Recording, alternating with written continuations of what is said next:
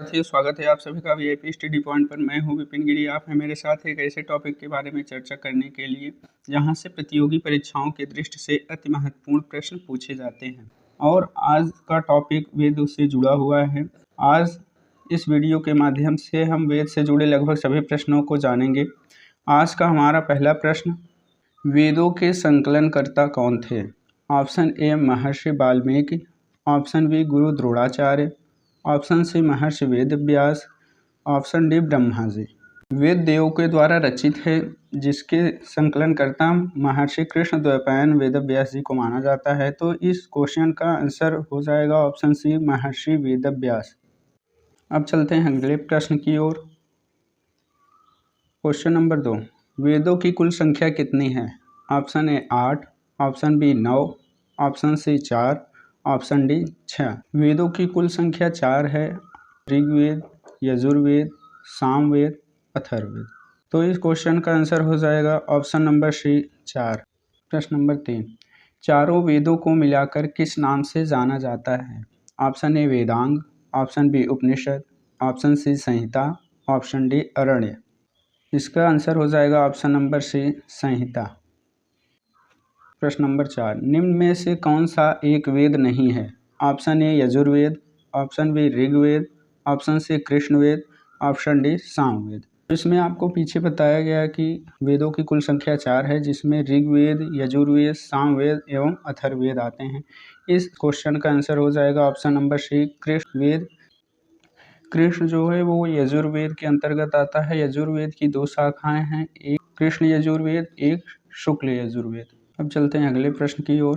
प्रश्न नंबर 5, सबसे प्राचीन वेद कौन सा है? Option A Yajurveda, option B Rigveda, option C Atharvaveda, option D Samaveda. इस क्वेश्चन का answer option number B Rigveda.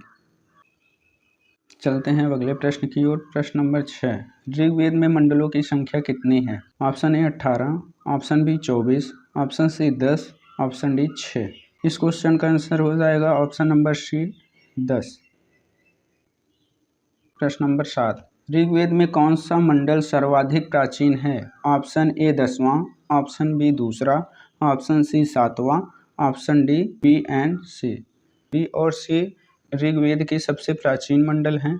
अब चलते हैं अगले प्रश्न की ओर। प्रश्न नंबर 8, सोमरस या सोम देवता का उल्लेख किस मंडल में किया गया है? ऑप्शन ए 10वां, ऑप्शन बी दूसरा, ऑप्शन सी 7वां, ऑप्शन डी 9वां।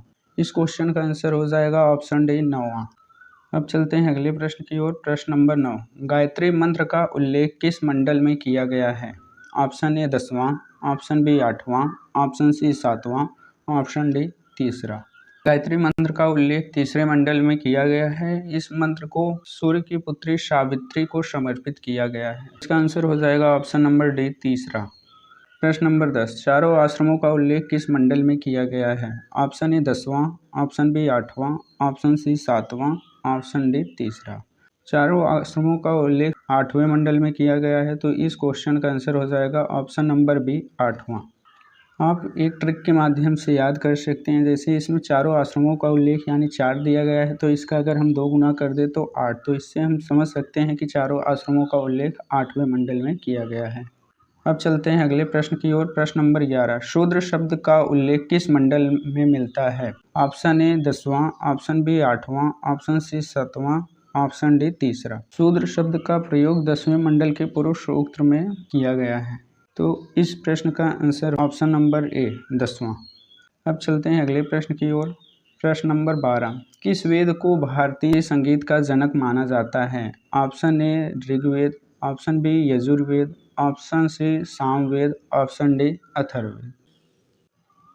चलते हैं अगले प्रश्न की ओर।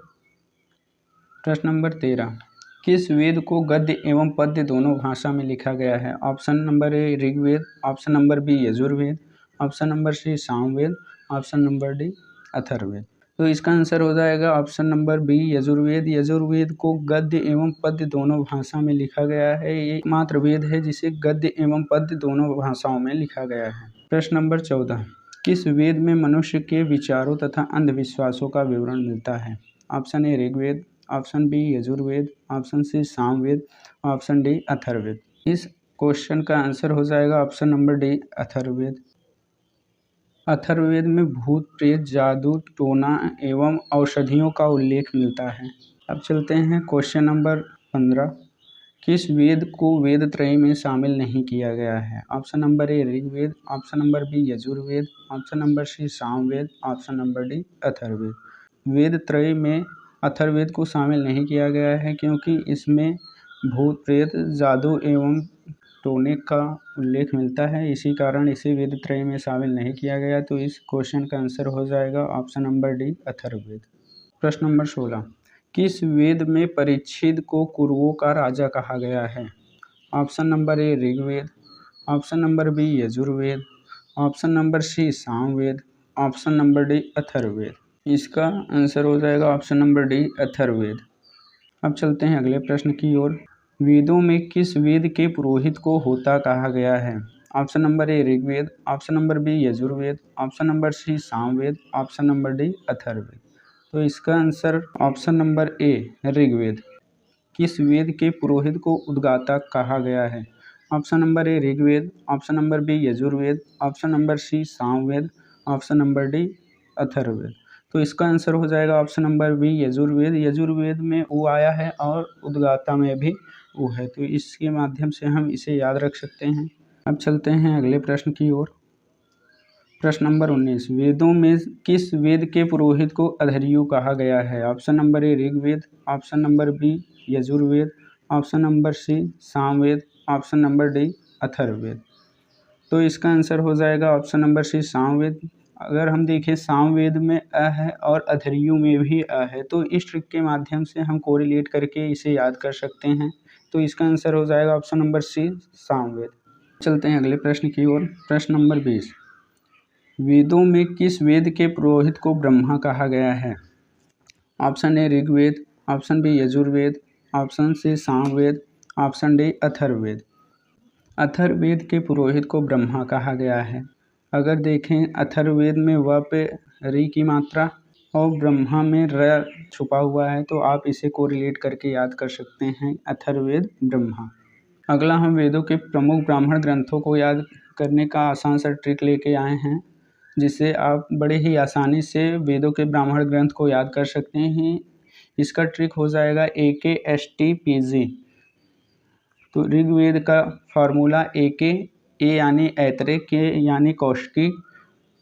दूसरा यजुर्वेद, यजुर्वेद का फार्मूला ST, यस से शतपथ, टी से तैतरेय। तीसरा हो जाएगा सामवेद, सामवेद का फार्मूला P यानी पंचविश। और चौथा हो जाएगा आपका अथर्ववेद, अथर्ववेद का हो जाएगा आपका जी यानी गोपथ। तो आज हमने वेदों से जुड़े लगभग सभी प्रश्नों को देख लिया है। आज के लिए बस इतना ही। उम्मीद करता हूँ आपको ये सेशन पसंद आया होगा। अगर वीडियो पसंद आया हो तो सेशन को लाइक करें, चैनल को सब्सक्राइब करें और हमसे जुड़ने के लिए डिस्क्रिप्शन में दिए गए लिंक पर क्लिक करके हमारे चैनल को ज्वाइन करें। हम मिलेंगे अगले वीडियो में, तब तक के लिए जय हिंद।